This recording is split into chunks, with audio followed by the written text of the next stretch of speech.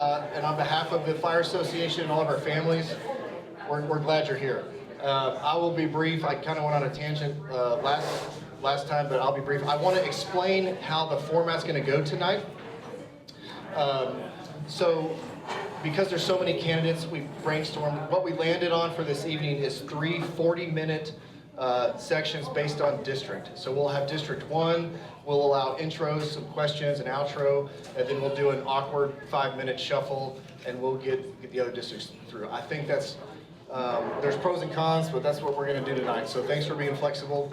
As far as the Denton Firefighters Association PAC, we are always seeking out, identifying, supporting, and holding accountable public office that claims to support us. So historically, we've always kind of convened afterwards, after the forum, but we're going to change it up because this is kind of unprecedented. So we are having a PAC meeting tomorrow morning where we'll discuss any endorsements that we may or may not make, and then we'll let the candidates know probably around lunchtime tomorrow kind of how it's going to play out. So that's kind of the flow.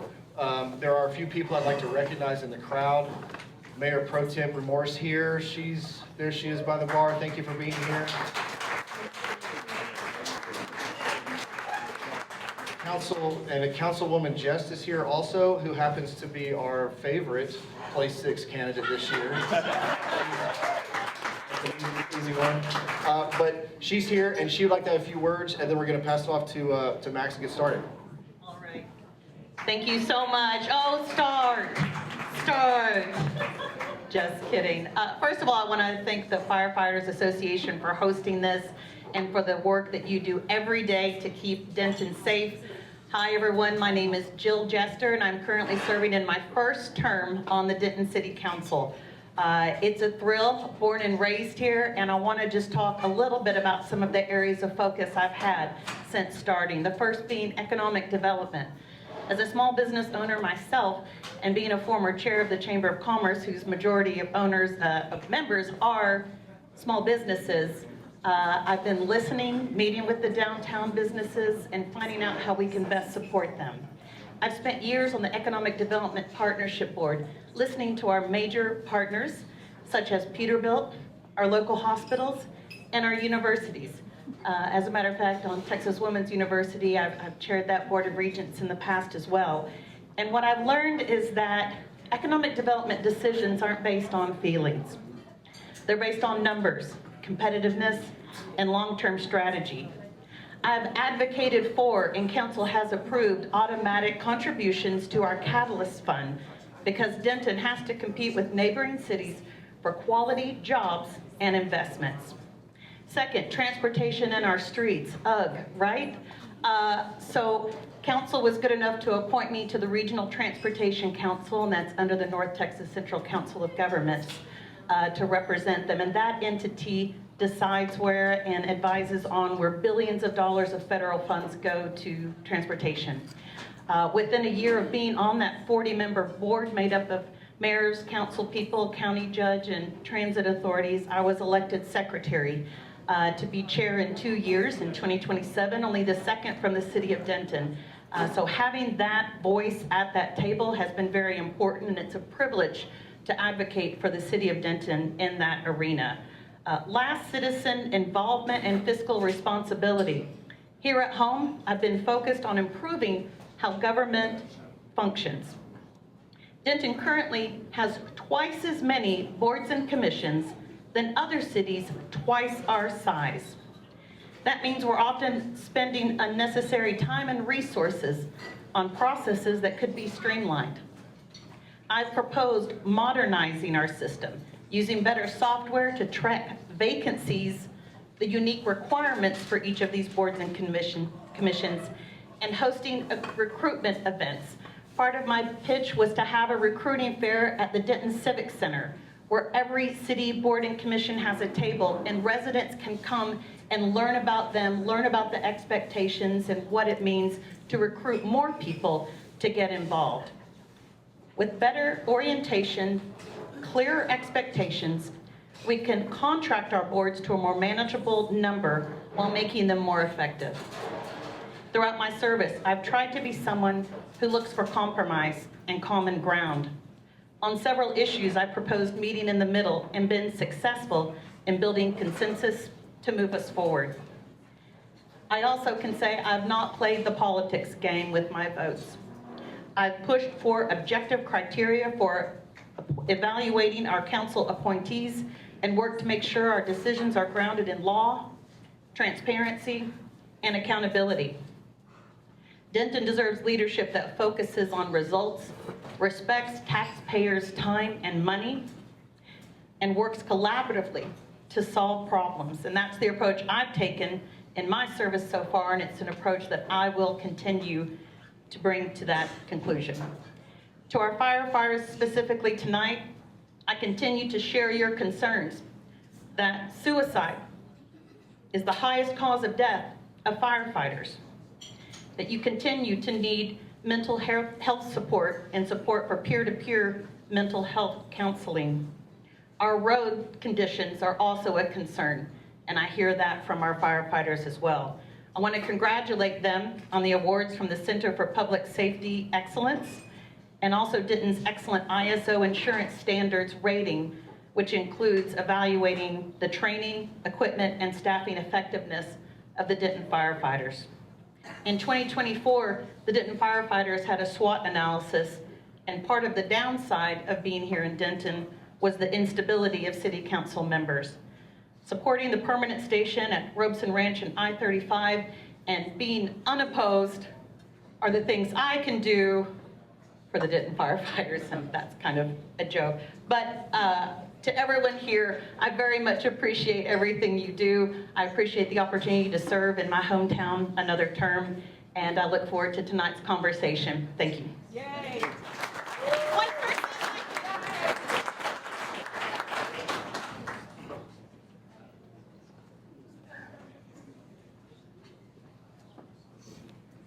Okay, like they said, my name is Max Fernandez. I'm going to be the moderator for tonight. We'll explain the rules real quick. So like our President Roselle said, we will be having 3 40-minute sections, and each section will begin with questions from the Denton Firefighters Association. Then, if time allows, we will open up to questions from the audience. We'll begin with 3-minute introductions for each of you. Then, in response to the questions, you'll have 2 minutes, and then 3 minutes for closing remarks. Over here is Craig Bentley in the red shirt. He has 2 colored paddles here. The yellow paddle will indicate you have 30 seconds left, and the red paddle will mean as the end of your allowed time. We will begin with Mr. Chris Cox here that way, and then the following question will begin on that side, come this way, okay? So, Mr. Chris Cox, introduction. All right. Am I good? Yes, sir. Check that mic. Check. All right. My name is Chris Cox. I was a city after-school worker back in 2025 until the program was disappeared, merged with ESD. I also formerly worked for ESD right after that, and now I currently work for AlphaVest after-school education. I have been pretty active in the left-wing scene of Denton for quite some time. I have a lot of experience working with mutual aid groups, distributing goods, clothes, hygiene products, food to people around Denton in free stores. I also have had a lot of experience with the political science side of Denton's politics as well as left-wing politics. What really got me into this was first city after school going away. That was the big thing that really, stoked the fire. But also, I felt like, the city was being influenced by business interests a lot more, landlord interests a lot more than the people who live here and rent here and have to work in these businesses. I felt like there was no voice for me, no voice for my coworkers, no voice for really anyone in my life on the council. In fact, the majority of the people I knew didn't even know who was on council. They didn't know who the mayor was. I had to explain it over and over again. I think that the council, the city government, has been separated from the people of Denton for quite some time, and that is something that has led to a terrible, terrible decision in the city council to do a city hiring freeze and freeze the wages and get rid of jobs that a lot of us relied on, jobs that we were also trying to unionize. But now they're gone now, and a lot of people had to leave town. They had to go find new jobs. They still work. They still work at the camps that we put on, albeit for much less hours now. So that's who I want to represent. That's who I want to fight for. I want to fight for the working people of this city, the renters, the tenants, and the employees. Thank you.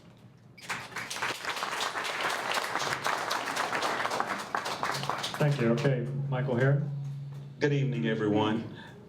First of all, those paddles look like the colors match together, so if I go over time, it's gonna be your fault. No, I'm just kidding. My name is Michael Herron, and I'm honored to represent District 1 and run for City Council. I wanna start first by giving honor where honor is due, to the Firefighter Association and to all the firefighters that are here. So if you all don't mind, give them a hand of applause. It's an honor and respect to respect them and the work that we do. Sometimes we can get so focused on what we're doing up here that we forget to remember who they are and the work that they're doing in the city. This is a great group of people. They have been doing work in this city, in a growing city, at an amazing rate. And so we want to, they are high class, very certified, very trained group of people that are in a great position for our city. And we want to keep them in that place. I typically don't use notes, but I'm gonna use my notes today because I wrote some important things down that I want to make sure that we focus on, because we want to maintain a high level of achievement that our firefighters have achieved. They have achieved a great high level, so I thank you all for the work that you have done in our community. I'm running for city council so that I can provide a new voice, fresh perspective on what's happening within this city. From someone who grew up right here in this city. I will tell you my quick story. My family moved here when I was 2 years old. We came from Mississippi. You know that saying that says, we got to Texas as quick as we could. We got to Texas as quick as we could. And so I attended all my schooling here. I went to Fred Moore Nursery when it was a nursery school. Then after that, I attended all the Denton public schools. If you want to conversate about which ones, we can do that at a later time. And graduated from Denton High School, the Broncos. After that, I was at a crossroads, and I said, okay, I've graduated, what do I do with life now? And so I didn't know, and so I joined the military. And so I served my country. I gave 7 years in the United States Army Reserve. When I got back, I found myself in the corporate America world. I got me a job and was working. I began building a 35-year career in corporate America while I was earning my bachelor's degree and my MBA. It's something that I ended up doing. Most of my career was doing leadership training for high-level senior executives, where we got together and we collaborated and worked on making our companies and the company that we work for fair and efficient for all the employees. One of the things that I've done, I've worked for major banks such as Chase Bank, Bank of America, Capital One. I've been in the financial industry for a good while, and so I have a background in that. I have also founded my first business here in the city. It was back in 2007, around that time. I founded my first building. I've asked you to wrap it up. Oh, was it wrapped up? Oh, have I already made that time? I am so sorry. I'm at the time? You're at the time, yes, sir. I'm sorry. I will sit down. I apologize. I didn't hear. Thank you, Mr. Harris. All right, Mr. Jordan Villarreal. Thank you so much. Howdy, everyone, and thank you to the Denton Firefighters Association for hosting this forum and for everything you do to keep our community safe. My name is Jordan Villarreal, and I'm running to represent y'all in the Denton City Council, District 1. I'm proud to be supported by the AFL-CIO, the Teamsters, and the Texas State Employees Union. Organizations that know my record of standing shoulder to shoulder with working people, not just when it's easy, but when it's tough. When I served in the Texas legislature as a chief of staff, I partnered with the Dallas Firefighters Association to protect the Dallas Police and Fire pension system. Even when the city of Dallas and a small army of lobbyists, city leaders, and elected officials pushing to cut their hard-earned benefits. I didn't back down then, and I won't back down now when it comes to protecting the people who protect us. Whether that's fighting for a COLA for retirees, the raise you've earned as rank and file, or additional staffing and resource needs like hiring a new EMS lieutenant or pushing to reallocate the resources you were forced to cut due to budgetary mismanagement outside your control. Here in Denton, I've served on the Planning and Zoning Commission, where I learned that good government means finding common ground where we can and standing firm where we must. I've worked to rein in rampant overdevelopment and keep outside interest from drowning out the voices of Dentonites. This special election isn't about petty politics. It's about protecting our neighborhoods, supporting our workforce, refocusing council on local issues, and keeping Denton affordable and livable for the people who call it home. In this one-year term, we need experienced leadership focused on the kitchen table, bread and butter issues that matter most to working families. I'm proud to be that fighter, and I'd be honored to earn your support to continue that work on City Council. Thank you, and I look forward to answering your questions tonight. Thank you. Okay, we're going to move right on to the questions. Chris Cox will begin with you. At any point, if you guys need me to repeat the question, I can do that. So question number 1. Candidates often say public safety is the top priority. In a constrained budget, what would you be willing to delay, reduce, or vote against to fund firefighter staffing, pay, or equipment? Mr. Cox? All right. So, if any of you are aware of a certain DRC article, you know that I am not exactly the biggest fan of police right now. So, personally, I am very willing to cut a few things from the police budget. I'm also aware of some possible state roadblocks to such. But right now, we have just had another police shooting of another man. So I would like to see a couple cuts in that. That said, I also think that there should be a kind of general audit of the upper city staff, of the city council, city manager, assistant city managers. See where a lot of the money has been going, where a lot of the money has been possibly wasted up there. I want to see where that's happening. I believe that a lot of this pay has not been going necessarily to the greatest places. The last city manager was the most well-paid city manager in the history of Denton. And I also think that a lot of the people at the bottom of the city of Denton need those benefits a lot more than the people at the top of the city government. So even if that means me getting that stipend cut, I am absolutely fine with that. I want to make sure that the public safety is ensured by whatever means necessary when it comes to the firefighters, not the police. But that is where I'm willing to cut those. Thank you. Can you repeat the question, please? Yes, sir. Candidates often say public safety is a top priority. In a constrained budget, what would you be willing to delay, reduce, or vote against to fund firefighter staffing, pay, or equipment? First, let me say that I believe that it's important to fund our firefighters and their pay and their equipment. It's a broad question to just say, what would you cut? Until we know what's actually in the budget and what's involved in it and what's going on with it. You just can't walk in and just say, let's cut right here across the board, because what you may cut may affect someone else or some other area. Public safety is very important, but what our firefighters do you know we have a city that is growing? It has we have over 160,000 people, and public safety is going to be important. And so we have firefighters that are manning 48-hour shifts And so we need to make sure that we provide what's needed for them so that they can be in a place where they can handle that. We have to look at their pay raises to see if it's competitive with industry standard, and even more so that they can meet their needs in their communities and their needs in their homes as they are moving forward. So I wouldn't just say you just cut across the board. We have to look at it, collaborate, come up with some things that we can look at and not have to take from the firefighters' budget, because I think public safety is just as important. And as this city grows,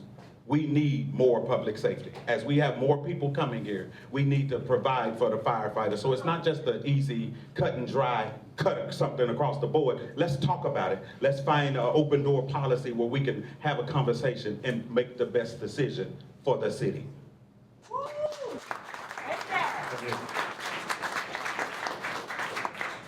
Yes, sir.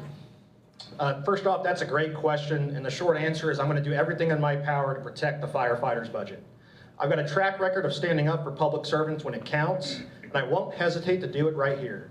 When I worked in the state legislature, I went toe-to-toe with the city lobbyist trying to cut the Dallas Police and Fire pension system. I stood with the Dallas Firefighters Association then, and I will stand with the Denton Firefighters Association now.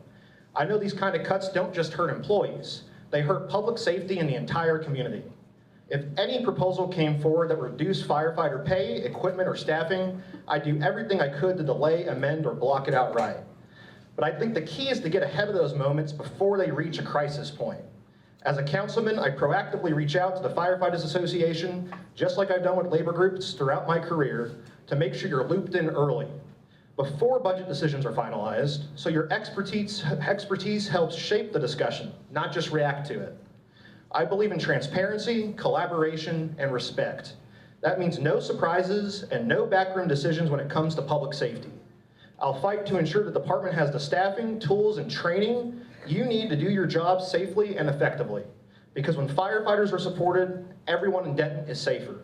So, to be absolutely clear, you'll never have to guess where I stand. I will stand with you every single time. Thank you. Mr. Villarreal, we'll begin with you in the next question. Firefighters participate in a separate pension system.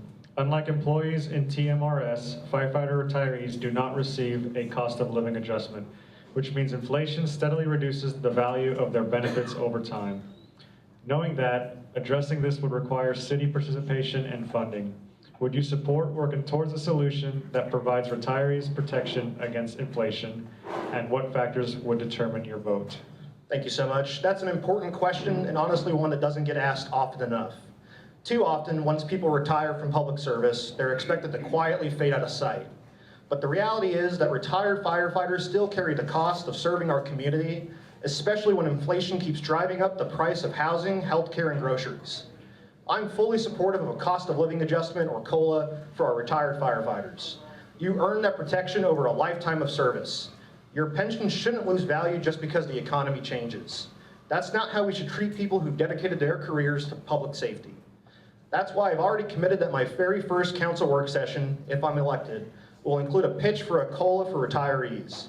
It's not just about fairness, it's about keeping our commitments and strengthening the long-term health of our public safety workforce. When younger firefighters see that the city honors who came before them, it builds morale and retention for everyone still on the job. Beyond that, I want to work closely with the Denton Firefighters Association to explore new ways to shield retirees from inflationary pressure. Whether that's through more predictable cost of living updates, better healthcare coordination, or simply ensuring retirees have a clear and respected voice in city financial planning. You've already done the hard work for our community. My job now is to make sure the city honors that service in a meaningful way. Protecting retired firefighters against inflation isn't just good policy, it's keeping our promise. Thank you. Mr. Herring?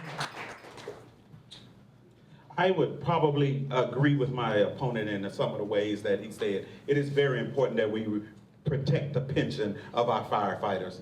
Cost of living adjustment, inflation, it's something that is consistently happening, and it's rising, and it's on the rise. If we can't keep up, then we are losing out with our firefighters. And then it also puts you in a position where your competition for those who want to work here will decrease, because then they'll begin to understand and hear that if my pension is not going to be that great, it won't keep up with it, then how are we going to attract the competitive people that we need to become firefighters in this city? It's important that we keep up with the cost of living adjustment. It's important that we keep that 5% rate that is scheduled to be a part of that with the firefighters. It's important that we take care of those who take care of us.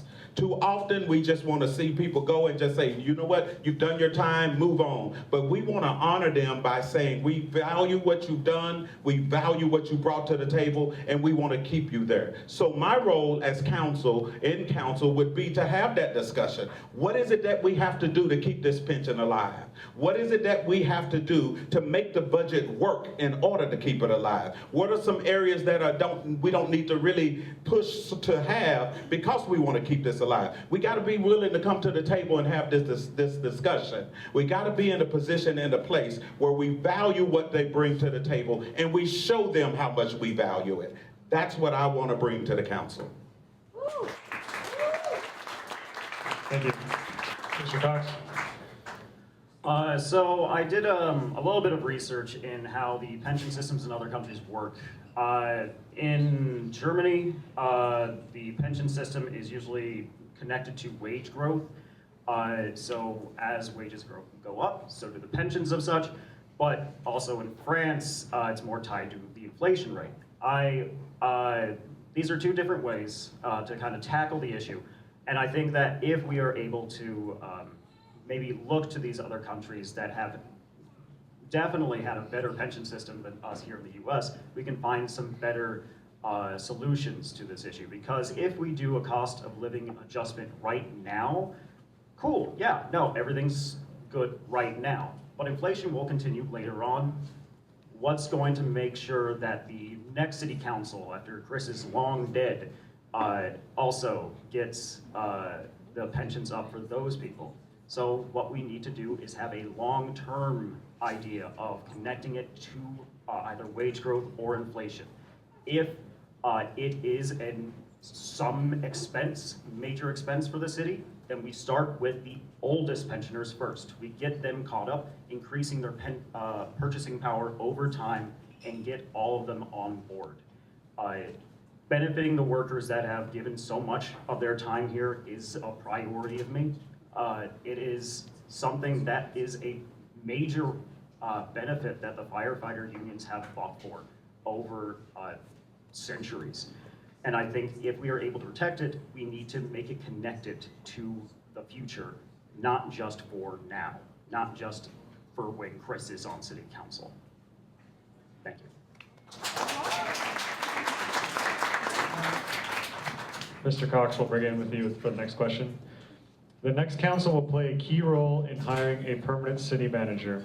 What qualities would you insist that person demonstrate regarding labor relations, public safety investment, and keeping commitments made to employees?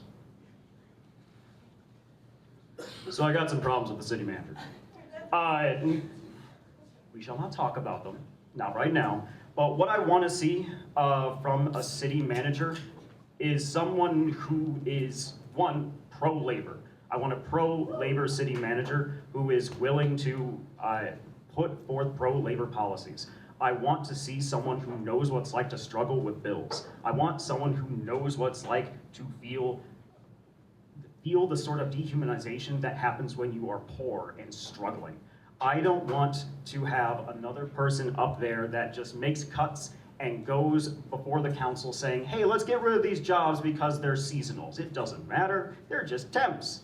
I don't want someone to go up there and put the entire city on a hiring freeze and then screw over the workers. I don't know if I'm allowed to cuss up here, but I don't want someone to go up there and start putting everyone's livelihoods at risk. I want someone who is going to make the cuts at the top first. If the powerful get the cuts, that means they're going to be a lot more focused on getting things right. I don't want a city hiring freeze. I don't want that kind of stuff because it has only screwed over the people that work for this city and have given so much of their time and effort in making it great. I want a city manager that cares about us, cares about unions, cares about working class people. I don't want to hear more about businesses and what all these small businesses want. I want to hear this is what the employees of those businesses want. This is what the workers of those businesses want. And if you are not willing to give it to us, I'm not willing to really hear you out on it. I want to only hear the voice of labor from my city manager.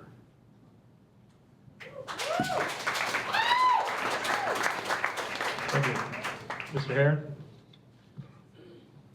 So what I would look for from a city manager is someone who's experienced, someone who's been there, done that for a city that is similar to our size or even bigger, because you're going to bring that to the table. As opposed to what my opponent was just saying, that they want to just focus on the employees. Well, you could think that way, but as a small business owner myself, I want to be able to have an idea that I can share as part of what I'm doing as a business owner. So small businesses are important for us to concentrate on. Small businesses are important for those who have small businesses and keep people hired and working and employed. And so a city manager that's willing to collaborate across the board, that just won't go in with their own personal agenda only and disregard that of others. We have to get to a place where we can work back together again. I think what we have had happen in a lot of ways is we all bring our personal agendas to the city council.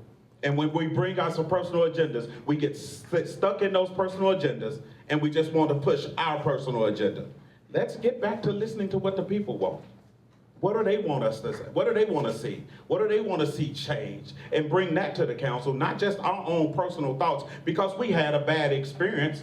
Life is going to give you bad experiences. Life is going to give you things that will affect you. So let's make sure that the city council, the city manager person that we bring in, is someone who's experienced, but will work with us as part of the council.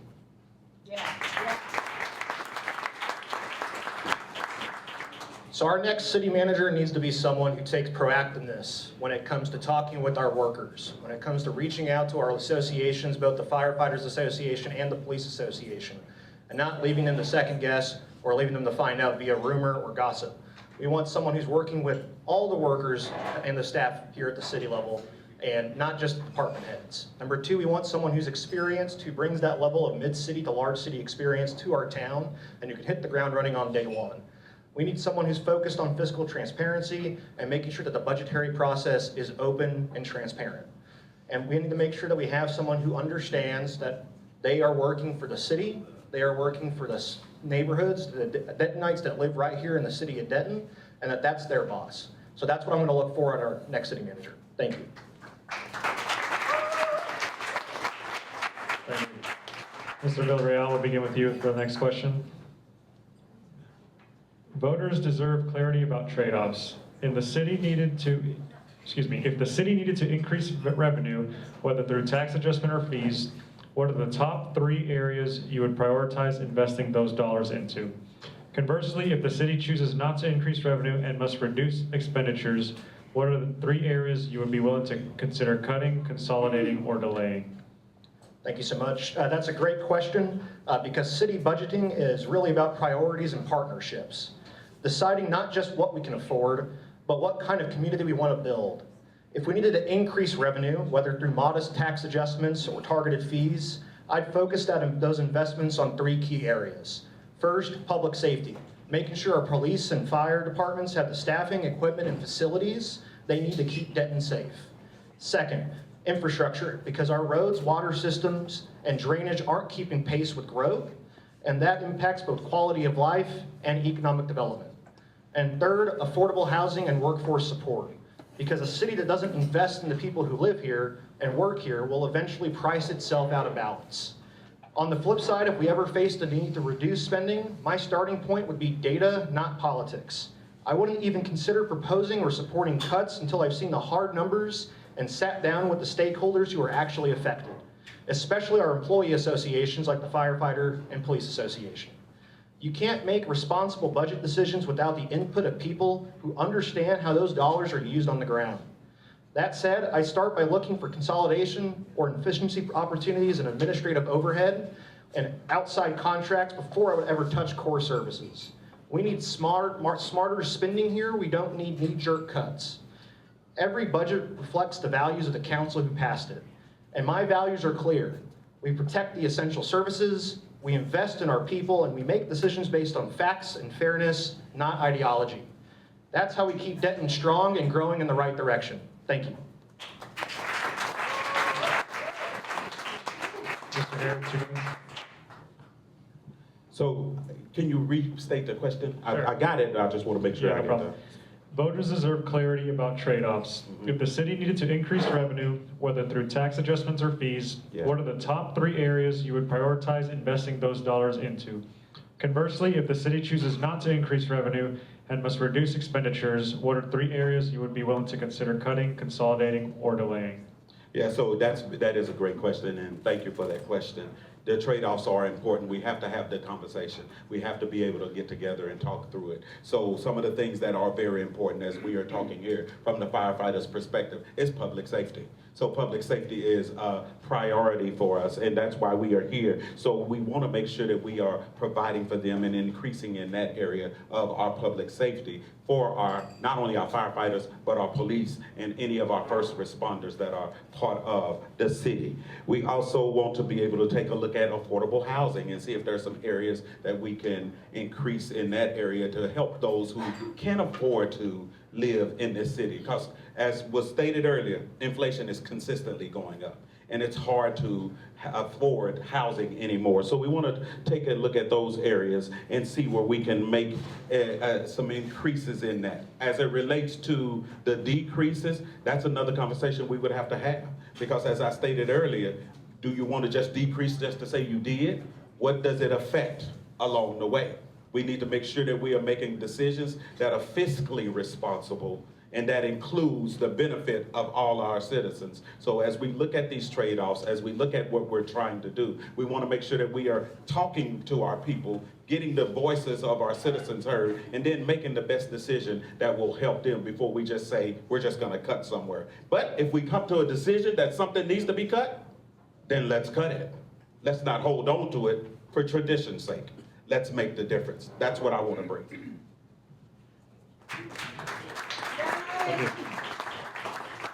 Mr. Cox? All right. So one of the biggest issues in the city is the homelessness issue. And that is a problem that is definitely linked to how we have approached housing over really past 1,000 years. Having landlords.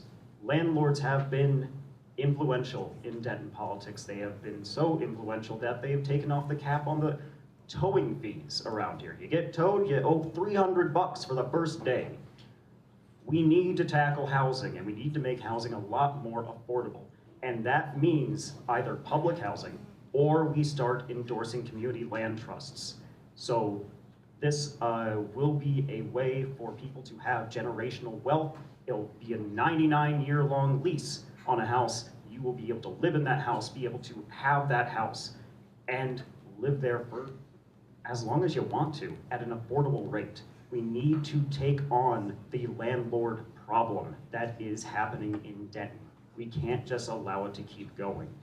I would also like to increase social services. I want to bring back the after-school program. I want to bring these special services that have made Denton so affordable for people because they were made by the city. They were not made for profit. When we had those, we had good paying jobs and we had affordable services for our people. And lastly, I want to give that sort of revenue to our employees. If we are able to have good paying jobs, that means people will want to work for the city of Denton. We want people to work for the city of Denton. We want it to be a competitive job market, right? So let's give them competitive wages. When it comes to what I'm willing to delay or cut, we already said cops, if possible, but consolidating, I also want to consolidate. Oh, I bet. Okay. So we're a little behind on time, so we won't have any questions from the audience. So we're going to move right into the closing remarks. You have 3 minutes for the closing remarks, and we will begin with Mr. Villarreal. Thank you all again to the Denton Firefighters Association for hosting this forum and for the work you do to keep our city safe every single day. Tonight, you've heard a lot about what's at stake in this election, and I think it really comes down to who's ready to get to work right now. This is a one-year term, and Denton can't afford a learning curve. We need someone who knows how local government works, who's navigated complex budgets, and who stood their ground when it mattered most. I've done that work, from fighting alongside the Dallas Firefighters Association in the legislature to protect their pensions, to serving on Denton's Planning and Zoning Commission, where I've taken on overdevelopment and stood up for our neighborhoods. I've built a public service career on listening, building consensus, and fighting for working families, because that's who keeps the city running. My priorities are simple. Keep Denton affordable, make sure growth serves the people who live here, and ensure our first responders and city workers have the resources they need to keep that community strong. That means staying focused on bread and butter issues, the things that affect folks around the kitchen table every single day, not getting distracted by politics or outside interests. I'm proud to be endorsed by organized labor, the AFL-CIO, the Teamsters, and the Texas State Employees Union, because they've seen that I don't just talk the talk, I deliver results.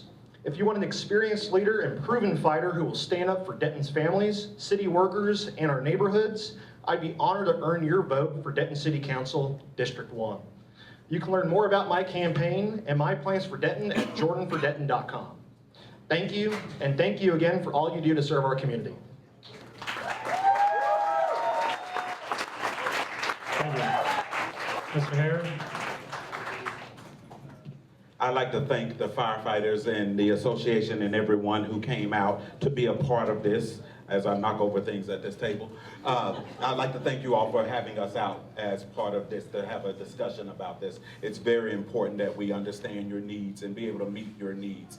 One of the things that I can bring to the table as a city council member is a longtime Dentonite that has been here and seen this city grow to where it is. As a person that has grown up right amongst you all in the places, for those of us that have grown up here, and see the needs of the city, but not to just do it as usual, not to go at things as we've always done, which seemed to bog us down, but to come with a new, fresh perspective that says, hey, let's give that a shot. Let's try that. If we haven't tried it in the past, let's try it. But let's also honor our firefighters and the work that they've done and the achievements that they've accomplished over the many years. They have done an amazing job, firefighters. You all have done an amazing job, and you're doing an amazing job, and we want to keep you at the forefront with public safety and things that are needed for you. So let's have the conversation. One thing I pledge is to have an open door policy, to listen to the citizens, to listen to the firefighters, to listen to those who have something that they want to say, and not just turn you away. We don't want to just do politics as usual. It's what get us into places that we are when we do politics